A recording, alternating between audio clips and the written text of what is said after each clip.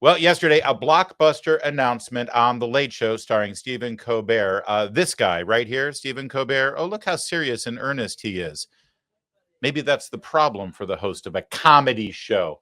Stephen Colbert announced that CBS News would be firing him and ending the Late Show franchise. That's the show that started with David Letterman when he left NBC Entertainment back in the 90s. And now the entire thing is busted. It's broken and there's no reviving it. And yeah, you can blame Stephen Colbert for that. We'll get into the details in a sec, but first, here was President Trump's reaction to it on social media. He said, "I absolutely love that Colbert got fired. Hey, I thought you were going to be the jobs president. His talent was even less than his ratings. I hear Jimmy Kimmel is next. He's even less talented than Colbert. Greg Gutfeld is better than all of them combined, including the moron at NBC who ruined the once great Tonight Show." Understated as always from President Trump. Although I have an opinion about the whole Gutfeld thing that we'll get to in a sec. But let's bring in our friend, our colleague. He's the morning host on Salem Radio nationwide. And of course, you also see him at Salem News Channel. He's Chris DeGaulle. Chris, good morning, sir. Thanks for joining us. Hey. I found another sketch. Donald Trump had left this one behind. You know what? That may be the first full frontal nudity that we've had on this show. He left them everywhere, apparently. It was that one time I did tequila shots. That was in the library. I just came across that one doing some research. He just left them everywhere. Morning, I don't know if you can see on the monitor. I've got the picture of Stephen Colbert dancing with chorus boys dressed up like vaccines and hypodermic needles as he was pushing the COVID vaccine on everyone. I'm sure you remember that classic episode of the Colbert Show. Yeah. Because I think this is part of the problem, don't you think? I mean, they sort of lost the plot on that show somewhere along the line. Buddy, this is it is a little personal to me. This is something I care a lot about. Honestly, I've spent a lot of my life before doing what we're doing today, thinking about, writing about, interning for, literally working in and around variety show television. A little background: back in the '90s, the late '90s, I interned with the Late Show for David Letterman. I've been a lifelong fan of David Letterman from NBC to CBS. Now, yes, I understand that Letterman's politics are exactly the same as Stephen Colbert's. Okay, I get it. And I understand people are going to say Letterman was no different. He's not in politics. But everybody acknowledges, I think that's fair, Letterman did a different show. And he generally left those politics aside to just do an entertaining show. I think in the similar vein that Conan O'Brien has done and still does. Stephen Colbert, for half a second, if you remember, Larry, he tried back in May of 2015. He tried for like a minute to do straight ahead variety and ditch the entire, Colbert thing that came from the Comedy Central channel. Right, where he did a pretend Bill O'Reilly satire show. Yeah, exactly. He tried to distance himself from that and do straight ahead variety. But at that time, again, if you remember, the Jimmies were just kicking his butt. Yeah, he couldn't get an audience, and so he decided, well, let's just scrap that and lean into hyper partisanship. Yep. And that brings us to 10 years later, and he's now murdered a decades-old franchise. I would be, if I were him and it were a normal marketplace, I'd be disgraced and embarrassed and never show my face again. I'm sure he'll promptly be given a podcast or a new Substack platform or something, and he'll be paid just as much. But when you really think about the heritage of television that he just murdered, it should be a disgrace from which you don't recover. Yeah, well said. And you're absolutely right. And it is a crying shame. I do feel bad because I as well, I mean, I didn't intern on the Late Show, but I was a huge aficionado. I loved the Letterman show. I loved when he transferred to CBS News. It was appointment television for me. And he ruined it. He 100% ruined it. But see, you and I, we're talking about the content. We're talking about the lack of humor, the lack of entertainment. Apparently, that's not what this is really all about. So let's turn to a sage, an oracle, a person who knows much more about this stuff than you and I, Brian Stelter. Brian, CBS is saying this is a financial decision. It is certainly, the timing of this is kind of stunning. Right, from the optics standpoint, the timing could not be worse for CBS. Colbert is such an outspoken Trump critic. He's just back from vacation, and as he showed there on Monday, on his first night back from vacation, he's also a thorn in his parent company's side. So this looks to a lot of Colbert's fans like another form of capitulation by CBS to the president of the United States. If you look at Colbert's Instagram page already, his fans are pouring their hearts out and blaming CBS for this. Here's the reporting that I have just in the past few minutes, Anderson, about this financial explanation. Think back to 2023 when the Late Late Show with James Corden went off the air. I reported at the time that that show had become unprofitable, that CBS was not able to sell enough ads to make that show profitable. Well, that is now the case for Colbert as well. I'm told by a source close to the network that the Late Show with Stephen Colbert is now technically unprofitable. So that does give the company a financial reason to end the show starting in May 2026. However, it's not as if Colbert was given a chance to take a pay cut or maybe change the format of the show or move out of the Ed Sullivan Theater. This seems to have happened all at once, and it comes on the verge of that big Paramount Skydance merger. Who's taking over Skydance? Larry Ellison, a friend of President Trump, and his son David. So there may be a lot more to this story. It's just happened in the past hour, but there's a lot more reporting to do on this. There you go. There's way more to this story. Go ahead, Chris. See, that's what this is really all about. That's what it's about. Anyone that's been in this business for more than a half a second understands the way this business works. It's swift, it's ruthless, and if it's not a profitable show, it doesn't sit down and say, all right, well, what do you think? Do you think we can nip here and tuck there? How can we make the... Larry, I've been fired multiple times in my career, and they don't sit around discussing how to improve things. They give you a run, and if it can't work or it's not working or they can't make it profitable, they don't talk about, well, maybe we can negotiate a salary decrease, because ultimately the formula is not working. So you can pay him half what you're paying him right now. You can let him on for free. The point is nobody's watching the crap, and nobody wants to buy the ads to the crap anymore. That's the point, Brian, and he knows it. You don't negotiate with people who are failing on their shows. You cut them loose. But it's a lot better on cable news to create this paranoia around this threat to the First Amendment and the pressure that's coming from the White House, and it's Trump's friends, and it's all about this merger. By the way, I'll tell you one of the problems. Anderson Cooper, the guy who was hosting that show on CNN, he was on Stephen Colbert over the last 5-6 years. He's a frequent guest. He's on 30-40 times over the last several years. Let me put it this way. Anderson Cooper was a guest on Stephen Colbert more than Tom Hanks was, more than Tom Cruise was. That's the problem. It wasn't about internet. They had Adam Schiff on last night. That is exactly what I was about to say. If you want to know what the problem with this show is, check the senior guest booker and who they put on the night he made the announcement the show was being shut down. And the senior guest booker thought that the primetime big shot sit down on the couch guest should be Adam Schiff, a United States senator. Now, no matter what your partisanship, I don't care if they had said his guest was going to be Tom Cotton or Mike Lee or Ted Cruz. I would have said the same thing. I'm sorry, on a variety show, you're inviting a United States senator? It's a terrible, this is the thing, and you understand this. I hate to even go here because it's such a tired old thing and we've talked it to death, but you don't do partisan variety shows. You just do variety shows. You entertain people and the people will come. But if you're going to wear a jersey for a political party and try to do the show through that prism, you're going to fail. It's guaranteed. And I think you're going to talk about this in a little bit. Greg Gutfeld is winning, not because he's wearing Team Republican or even Team Trump jerseys. He has fun with both sides. He knows what comedy means, and he knows people come to him for an honest take and an honest punchline. And that's what Gutfeld delivers, I think. Yeah, no, I agree. Now, and it's funny. It's similar to Howard Stern's downfall and other late night shows. They used to be unpredictable. You knew they were going to attack somebody and offend, but you never know who they were going to offend because they were equal opportunity offenders. Howard Stern would, offend Bill Clinton at the same time he would offend George Bush. You never knew, right? Yeah. But this became predictable. It became sad. It became tired. That said, and I like Gutfeld's show, and I like Greg Gutfeld himself. But the problem with the Gutfeld show is that the platform it's on, it's Fox News. Because it's Fox News, they feel like they have to talk about news and politics a lot. And here's my problem. I think I'm done at the end of the day. Right.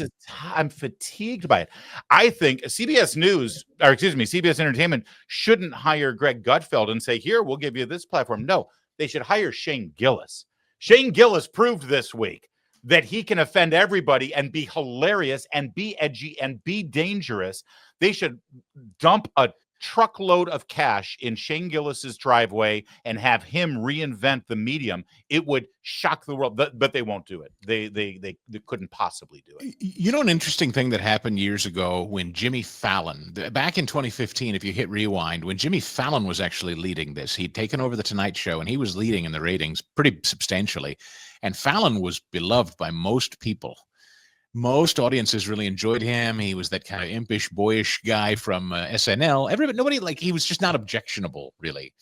And as such, he was enjoying the ratings. Colbert was floundering. Jimmy Kimmel was floundering. But then, as we all know, Donald Trump ran for president. Jimmy Fallon had the audacity to welcome Donald Trump on as a candidate, have a little fun with him. And these hyper-partisans decided to turn their focus on Jimmy Fallon and attack him and call him some shill for Trump. And at that time, if you remember, as you probably well do, the hatred for Trump was ratcheted up to an 11, maybe even more so than it is today because he was less familiar. That was Trump and Hillary. And Jimmy Fallon was castigated as some hyper-partisan, and as such, he had to react. Jimmy felt he had to react rather than just stand his ground and keep doing a show. He decided, oh boy, I got to overcorrect here. So he started buying into, I got to do partisan comedy. I got to start mocking and attacking Trump. And so all these people, be they left, be they right, who just thought Jimmy Fallon was a nice guy and entertaining and sang karaoke songs and interviewed celebrities, now all of a sudden they saw a guy who the left was trained to think he was a hyper shill for Trump. And those of us who were supportive of Trump were like, well, who the hell are you now? You're attacking Trump? I'm not going to watch this. And so Fallon is the case of not knowing who he is, not having an identity, was trying to do a straight ahead variety show and then succumb to the mob on the left. And now they're all fighting over these little scraps, Larry. They're all these tiny little scraps of variety show audiences now that are all leftists. And they wonder why it's not profitable. It shouldn't be hard to figure out. All right, listen, there's a lot more to talk about in the media, so let's turn to another clip I'm sure you're going to love. This was CNN last night. We get a lot of traction off the Abby Phillips show. Here was Joy Reid with an interesting perspective on the anniversary of the assassination attempt of Donald Trump. So I thought that was win. That's really important. He supposedly got shot in the ear. We never heard from his doctors on that. When did we hear from his doctors? When did we hear from his doctors? Hold on. If y'all stop screaming at the table, maybe I can actually respond. Supposedly. Hold on. Supposedly. Okay. That's where we are now. Hold on a second. Teray, he was shot in the ear. Thank you for clearing that up. All right. But we hear from the doctors. We would always hear from his doctors. Did we hear from his doctors? Did we hear from his doctors? Is this really your argument? I mean, Scott, did we hear from his doctors? I mean, all I know is I went to the Republican National Convention and he had that would be no a bandage on his ear. All right, I don't. He had blood on his face. Where did it come from? Hold on a second. Why are we? Gentlemen, just 1 second. I think this is like a total off the. This is not really what we're talking about, because one of the reasons he released this information is because they're all right. We've seen enough. So now I honestly find that funnier than the Stephen Colbert show. You got Joy Reid, and I don't even know where the hell this guy's been for 10 years. Andrew Breitbart used to love to make fun of him. He's saying that Trump supposedly got shot in the ear. He's an assassination attempt truther, apparently. And they're questioning why we never heard from Trump's doctors.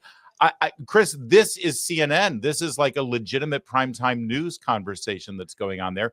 And the left is now questioning whether Trump actually got assassinated or attempted assassination. And again, the irony of this show, its biggest breakout star is Scott Jennings. That's right. Right? Again, because it's just a circular, masturbatory, nonsensical, crazy, whacked out left-wing network, and they bring in one guy, Scott Jennings, to offer just a counterbalance, and people are now tuning in for Jennings. I mean, they'd be smart. And Jimmy Fallon, by the way, I saw Meghan McCain say something similar. Jimmy Fallon would be wise now to start inviting Republicans on his show and being nice to them and treating them like human beings. I think that's a great strategy, actually. But anyway, as an aside, and Touré, can we talk about the guy? He looks a bit like the guy. Remember the guy that sang Humpty Dance?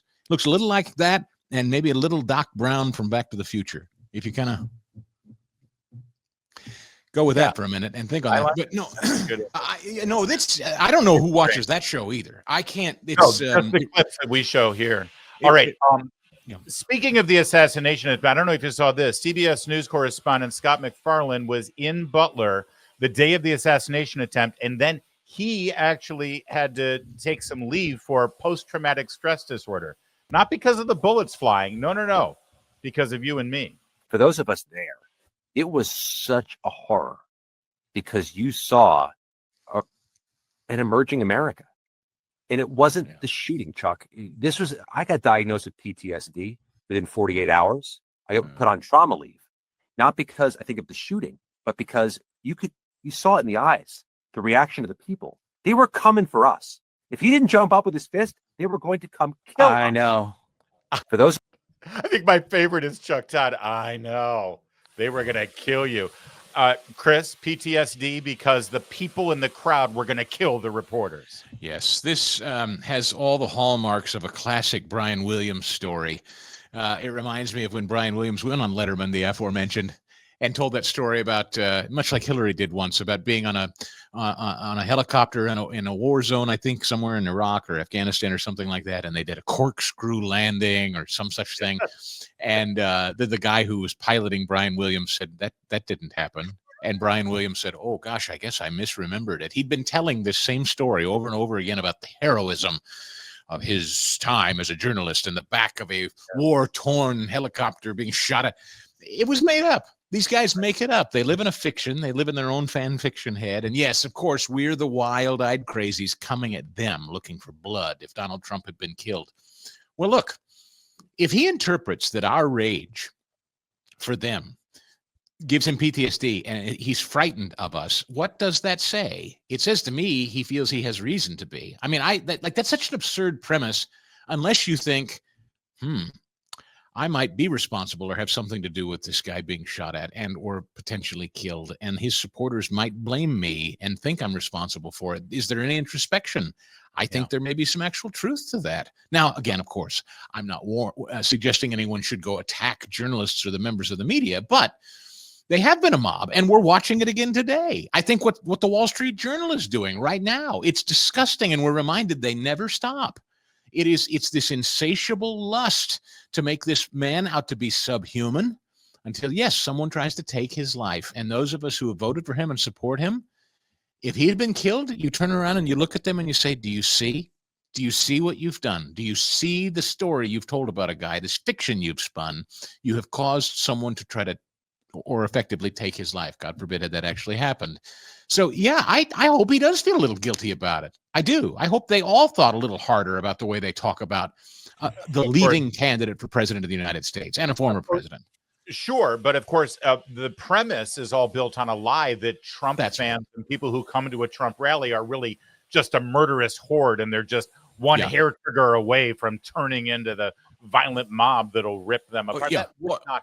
Or as shots were ringing out, the first thing everybody was thinking was, who's the journalist we can go murder? I don't know about you, but I'm probably thinking, boy, I need to get out of this open field space while bullets are flying. Yes, but the reporter, I mean, again, the fact that he had to go to HR at CBS News and take sick leave for PTSD is just the perfect epigram for the entire. Any guy who's using hairspray, I don't trust.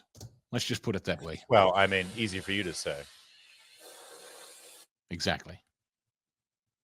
Hey, let's turn to Joy Reid. Joy Reid appeared on Piers Morgan's show, and when Piers played a flashback video from us here at Town Hall, well, things went a little off the rails. It's gorgeous. Watch this. Let's move on to, I want to just play a clip of when you lost your job at MSNBC. Let's watch this. My show had value, and that, I'm sorry, that what I was doing had value. And in the end, I'm sorry, I try not to cry on TV. And whether it's talking about any of these issues. And yes, whether it's talking about Gaza and the fact that we as the American people have a right to object, to little babies being bombed. And I am not sorry that I stood up for those things, because those things are of God. And you know, I'm a church girl too, and those are the things that I was taught were of God. And so I'm not sorry. I'm just proud of my show. Now, look, you're perfectly entitled to be proud of your show. Many people enjoyed your show for many years. You know, a lot of people at NBC were briefing that the reason was declining ratings post the election, the 47% decrease in your election, in ratings from pre-election. But you told Mark Lamont Hill on his show this. After I said on my show that the reason Americans could relate to Ukrainians in a way that they didn't relate to Palestinians, that Ukrainians are white. And so watching white people get their schools bombed was, you know, hit different. That hit our ratings. I mean, it definitely, we could see the loss of white viewers from that moment that I said that. So they were like, we don't like the name calling. And also I'm a Black woman. So, I mean, I'm sure it makes him angrier, you know, when I say things. Maybe because I am a global South person myself, you know, I mean, as a Black person, we have a different empathy toward other global South people when they are suffering. And so we're going to come at that story from a different angle and in a different way and with different kinds of empathies. And I think that's not always received very well in the news business. Now, Joy, I mean, look, let's be honest. I don't think you were fired after all those years because of your skin color or because you're a Black woman. I think you were fired because your show just got increasingly unpopular. It happens all the time in TV. That's why you got let go. Why play the race card? First of all, I love the fact that your play the race card is your version of the race card. You literally are so fixated on trying to racialize conversations with me, Piers. I find it actually quite charming. You racialize more conversations in your tenure at MSNBC than any host in history. All right, Mark. All right, Piers. And the bottom line is you take an entire conversation that I had with Mark Lamont Hill and pick the bits that you can racialize because this is your shtick. And I get that this is your shtick. You racialize everything, Joy. Come on. I get it. I understand this is your shtick, Piers. And listen, game recognizes game. I get this is your game. I do love that he laughed in her face because that's all she deserves. So Joy Reid is accusing Piers Morgan of racializing everything. Has Joy Reid met Joy Reid, Chris? You know, what was incredible about that, as she's arguing about racializing everything, Mark Lamont Hill in the clip was, his shirt said the future is Black and feminist. Yes. He's literally wearing a shirt that's racializing things. Like that, of course, is their identity. It's all they have. It's all they ever do. The Obamas and their stupid podcast, it's all they ever do. They talk about gender and race and gay and straight, and they don't know how to have a conversation unless they're putting people, even in her lead up to that. What did she call them? Southern Global South. Global South. What the hell is that? That's a new term. I thought that was Guatemala. I don't know. Global South. It sounds like an airline that didn't do well or something. I don't know. Welcome to Global South Airlines. But nevertheless, I don't know what she's saying. It does amaze me, though. Very similar to Colbert, right? It's very similar. The weeping. You guys here at Town Hall did so well covering that initially. I don't know. My show had value. You know, Colbert, my show has value. Your shows don't seem to have value to people that watch them. Right. Or to people that pay for it. You know, I think NBC Comcast is able to say whether it has value or not, and they let you know. I have worked for many employers, sadly, 4 of whom have fired me, and 2 of them for budgetary reasons, 2 because the show sucked. But in all 4 instances, there was never a discussion, nor was I crying about I have value. My show has it.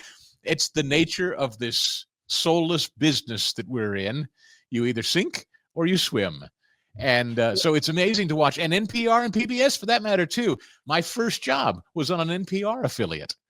And I only learned later in life that NPR didn't have to worry about the market the way you and I do, to worry about sponsors. And PBS didn't either. I only came to learn later. I was trying to get into an industry, and my start was on a place that was propped up with tax dollars, which wasn't fair at all. So it's like none of these people can exist except on their good vibes or taxpayer subsidies. And the rest of us actually have to produce a product people watch and listen to, or we get fired. And by the way, I think that you're very insightful to compare that clip to the Stephen Colbert thing and all the emotion over his show getting close, because these aren't shows anymore. They're not news shows. They're not information shows. They're not entertainment shows. It's group therapy. It's left-wing hectoring, lecturing Causes. group therapy. It's CNN and MSNBC with applause lights and live music. That's all they've become. One last clip here, if we could, just to sort of round out our discussion of the media and their takes this week, the lowest of the low. Check this one out.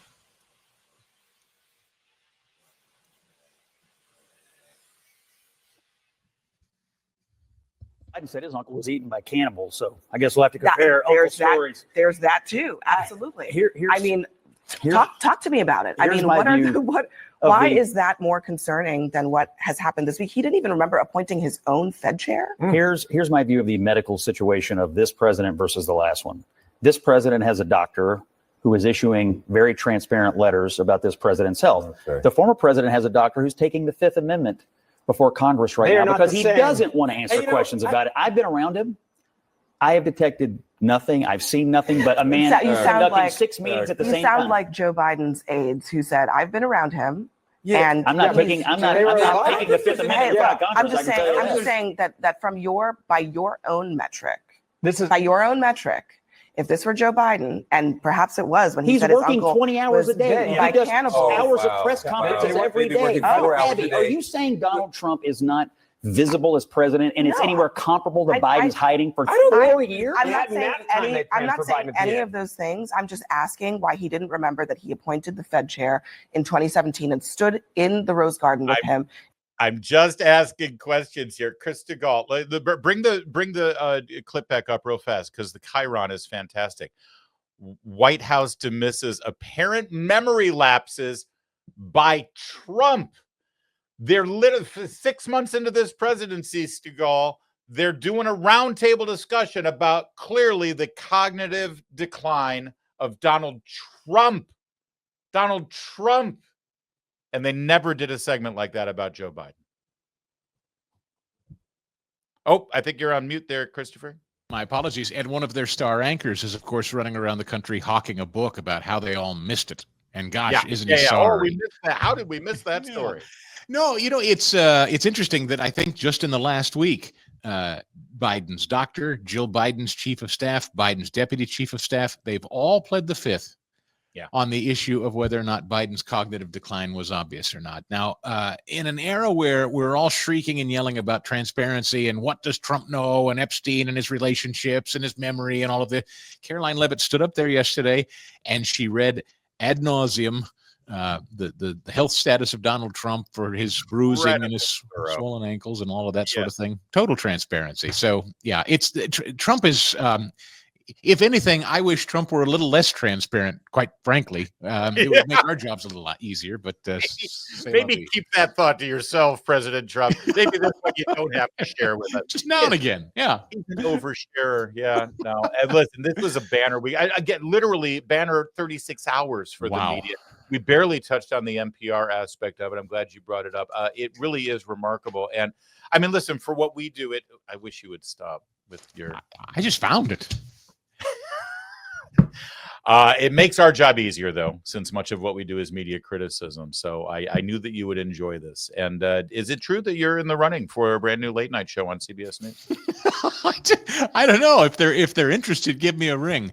But I know they're handing out podcasts right and left. So I expect the Stephen Colbert experience soon, I'm sure. Oh, God, that's right. We're going to have a Stephen Colbert podcast, aren't we? Where he can really tell you what he thinks. Maybe he can go sit down with Michelle and help her out. Thank you, Chris. Have a See you great later. weekend. That's Chris DeGault, boys and girls. Make sure you check out his show every single morning on Salem Radio nationwide and, of course, on the Salem News Channel. I think you care about staying sharp and informed. That's why you plug into our show every day at noon live Eastern, and we appreciate that. Why don't you also make The Lion part of your daily routine? The Lion is published by the Herzog Foundation, and The Lion covers the headlines that matter. I'm talking politics, policy, culture, faith, all through a common sense, values-driven lens. It's the kind of journalism that goes beyond the surface, offering the context and clarity today's news demands. Whether you're tracking big national stories or you want to know what's happening in the schools or state houses and communities across the country, The Lion delivers smart, well-sourced reporting you're not going to find anywhere else. Visit readlion.com and make sure you sign up for the Lion's daily and weekly newsletters while you're there.